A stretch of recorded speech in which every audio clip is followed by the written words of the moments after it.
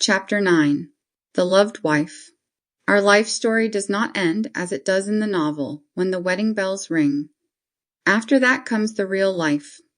The wedding bells are but the call to more faithful duties, more earnest, unselfish love, greater effort to be attractive, more pains to make the husband happy than were taken to win his love. They ring out the birth of a love that is until death. They ring out the knell of all coyness and romance.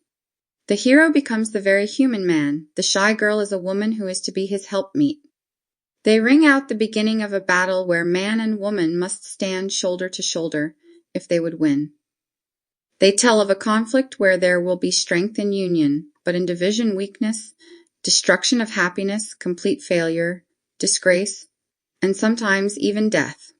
A girl rarely considers the deep responsibilities she takes upon herself when she marries. She is more often thinking of the happiness it will give her than of what she is to be to the man. She does not stop to think whether or not she is going to make her husband happy. She forgets that from that time his whole happiness, his success in life, almost his soul, are in her keeping. A man must ask his wife's leave to thrive is altogether true. A wife may be a dead weight or an inspiration. The dead weight drags even the strongest down, and an inspiration helps him to conquer every time. I have heard a man with a bad wife say, "Oh, I have no heart in me to do anything. She takes it all out of me." I have known a man with less ability, but with a true wife to inspire him to conquer where the other failed. Marriage itself is not happiness unalloyed. Life never is in any state. You are happier married than single, but marriage has its hard places. The romance soon dies out, real life comes. The everyday living together brings friction. It is for better and for worse. It seems a light thing to say at the time when you are sure it will all be for the better. You fancy you have only half learned his goodness. In many cases that is so, in many more it is not, it is for the worse. Then the break comes. Gradually his weaknesses will be revealed to you. The golden idol shows clay feet. Slowly the gilding is all rubbed off, and the idol is seen to be clay all through. Many a woman meets with this disappointment. It is the great disappointment of her life. God help the woman who finds that her husband is unworthy of her love. A weak woman sinks under the blow and drags him even farther down. A strong woman will stand up bravely and in the end draw him up to her heights. She must gather together all her love for him. She must allow religion to take the helm with this love, or all is lost. Sometimes love reels, sometimes the senses do. Then of all times a woman must watch herself well. She is fighting a terrible battle with her disappointment as well as with his faults. They must be silent battles. The more silent, the stronger they will be, and the more sure she will be of victory. She must never by hint or word let anyone outside know of his failings. If they are of the kind which go before or which are well known by the community, she must show the world that she is blind to them. She must never speak against her husband even to her own mother. She must never admit that he has a fault. She has entered into a partnership where one partner cannot be untrue to the other. She has promised before God to honor him. Her loyalty may save him. It is certain that if she does talk about him and it comes to his ears, it will drive him away from her. When a breach is made between husband and wife, it widens continually. What in the beginning is a tiny thread soon becomes a broad gulf. It is really wonderful what a little while it takes for this breach to widen, and how disastrous are the effects. Our daily papers are a continual illustration of that fact. A perfect wife will never allow her opinion of her unworthy husband to be known. If he is unkind to her, she hides it as she hides her own misdeeds. Indeed, she would rather take upon herself the blame for any trouble others may have seen. She is pleased always with any kind attention he receives. A lady wrote her sister, with whom her husband was stopping for a few days, "He writes me you are doing everything to make his visit pleasant." Thank you. Whatever kindness you bestow upon him, you bestow upon me. You will find plenty of listeners when you tell of your husband's faults and your own wrongs. They will be your apparent sympathizers. Not one, however, will respect you for doing so. No one will care about you. Almost all will repeat it to someone else. It will be generally said that you live unhappily with your husband. You will have as much blame as he has. It is the way of the world. It knows pretty well that the wife who so far forgets herself as to talk against her husband is as much to blame for the trouble as he is. She cannot be a good, loving, Christian wife who is trying to lead him to better things. Such a woman would hold her tongue. In telling, you have simply opened all the doors and windows of your house and invited the community to look their fill at your most private affairs. The rest of the doors and windows of the community are closed. You have noticed, have you not, that your confidence has not been returned? No, indeed. It is well known that the woman who cannot guard her husband's honor cannot respect another's confidence. If only in the sight of men, then the untrue wife is the loser. She sends him into greater wrong. She undoes herself as she undoes him. Together they must rise or fall. Many a woman in her blind anger at her husband has tried to crush him. Like Samson, when he would crush the Philistines, she has succeeded, but only to bury herself in the ruins with him. That her husband is not what she thought him is no excuse. She took him for worse as well as better. She is simply showing that she is not one whit above him, and that he has been decidedly deceived in her. He has gotten the worst too. Unfortunately true, good men have bad wives too. They are not confined to bad husbands only. There are wives of good men who forget that the husband's whole happiness depends upon them. Many a wife forgets this great responsibility. His business may be successful and everything outside going along satisfactorily, but if he has no peace at home, he has no happiness. A woman who does not make her husband happy fails in her great life work. She is unworthy to be the mother of his children. God gave woman to man to be his helpmeet. She is no helpmeet if she makes his life wretched. It is her highest pleasure, her great rights, to smooth his path. If she fail there, she far better never have married. What a man wants in his wife is companionship, sympathy, and love. He wants to feel that she is his best friend. He never wants to look anywhere else for sympathy and help. He never will if he can get all he needs from her. His life has many hard places. He needs a companion to go over them with him. He is often overtaken by misfortunes.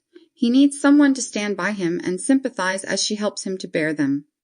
He has to fight with poverty often, and he needs a woman whom he feels, when he puts his arms about her, is worth fighting for. He has many enemies. He needs a wife whose loving words will make up for the bitter ones he hears from them. He needs a wife who will make him forget, when he is in her presence, that there is an unkind world outside. He meets sin everywhere. He wants a wife who will give him words of counsel, and who will take his hands and lead him to greater faith in and love for the Father. Storms will come all through life. He must encounter them. He needs a woman who will cling to him through the hardest. He needs her love through sunshine and victory as well. He wants to feel through all that his refuge is in her arms as hers is in his. He wants a wife upon whose breast he can lay his head when sorrows come and weep. He wants one who will make him feel that no matter where else death strikes, as long as he has her, he can endure life. I remember a man who, when his dearly beloved sister died, laid his head on his wife's shoulder, weeping, and said, "If it were you, I should die." There are in history women upon whose strong hearts strong men have leaned and have become more strengthened in that leaning. Weak men have become manly through a womanly wife. Strong men have been weakened by a weak, wicked wife. Truly a man is made or marred when he marries. He must indeed ask his wife leave to thrive. It is in every woman's power to be a well-loved wife. She cannot exact it, she must win it. She has his affection to start upon. She must increase it instead of allowing it to decrease. She must not go upon the principle that because she is his wife, it is his duty to worship her. If she does, she will be bankrupt as far as his affection is concerned. Men are not made in that way, as I have said before, and you must take them as you find them if you take one at all. Many a wife has allowed her husband's affection to die. She has fancied, maybe, that she was lowering her dignity to try to keep what she considered was her due. Nothing is our due of which we are not worthy. We are not worthy of a love we do not try to keep. Women who are exacting after marriage are generally the ones who tried the hardest to attract the man at first. It is generally the girl who runs after a man till she gets him who makes no effort after marriage to retain his love, and who talks the loudest about her rights, and not groveling at his feet, if it is suggested that she do better. Before she married, she dressed for him. Nothing she owned was too pretty to put on when she knew he would see her. She was careful to be tidy in her person. She would never let him see a room in her home which was in disorder. She was courteous always. She never said an impatient word to him or before him. If he was cross, she bore it like an angel. She greeted him always when he came with a sweet smile and caress. She had loving words for him as she told him how she wanted to see him every minute since they had parted. She desired in every way to appear at her best before him. She hid every defect of temper or disposition. After marriage, she does not care how untidy she is when he comes home. She never thinks of dressing for him. She is not courteous to him. She has no loving word, and she never hesitates to speak a cross one to him. She has smiles yet for the outside world, but none for the man whom she has promised to love and honor. She talks to him as she would be ashamed to have anyone hear her speak. She never bears with him. If he is cross, she is crosser. Is it any wonder she loses his love? She is not what he thought she was, or what he thought he was marrying. If he had seen her in her true colors before the fatal words were spoken, he never would have bound himself to her. The beautiful soul, the sweet smile that won him, are gone. The gentle spirit he fancied he detected was a delusion. What he loved he does not possess. He possesses an unwomanly wife, and that he did not woo. With a weak man there comes a break. He often seeks his happiness with another woman. A strong man endures in silence, growing old and sad, broken in his youth. Ought this to be?